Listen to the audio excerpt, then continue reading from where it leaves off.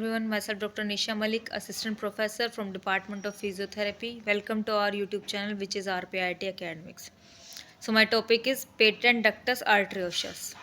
In many children, there is a no known reason for the ductus arteriosus remaining open.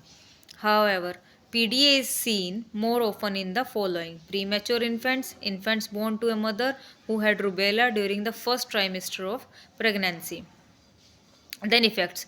PDA oxygenated blood passes from the aorta to pulmonary artery and mixes with the unoxygenated blood which goes to lungs, blood volume to the lungs, pulmonary hypertension and congestion.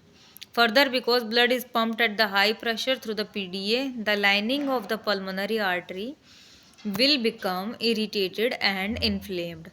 Bacteria in the bloodstream can easily infect this injured area.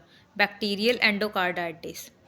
Functional closure soon after birth. Aortic end of ductus distal to the origin of left subclavian artery and the other end at bifurcation of pulmonary artery. Male to female ratio 1:2. Pathophysiology. Deficiency of mucoid endothelial layer and muscular media in term infant. Left to right shunt, size ratio of pulmonary to systemic resistance, reversal of shunt.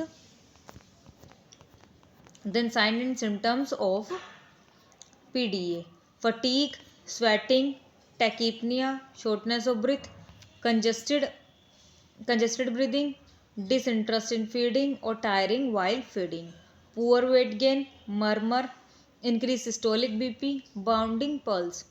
Diagnosis is clinical: chest X-ray, ECG, echocardiography. Prognosis is small PDA, normal life; large PDA, congestive heart failure. Complication is infective endocarditis and coronary heart failure, embolism, pulmonary hypertension. Treatment is medical and surgical.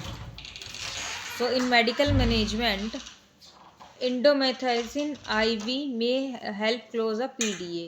Work by stimulating the muscle inside the PDA to constrict, thereby closing the connection. Digoxin, diuretics, adequate nutrition, then high calorie formula or breast milk.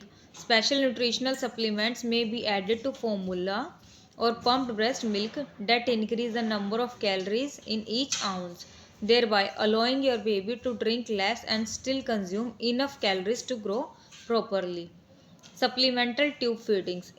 Infants who can drink part of their bottle but not at all may be fed the remainder through the feeding tube. Infants who are too tired to bottle feed may receive their formula or breast milk though the feeding tube alone. Then PDA surgical repair or closure.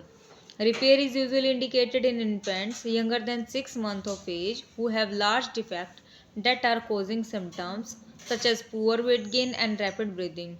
Transcatheter coil closure of PDA. PDA ligation involved closing the open PDA with stitches or the vessel connecting the aorta and pulmonary artery may be cut and catheterized.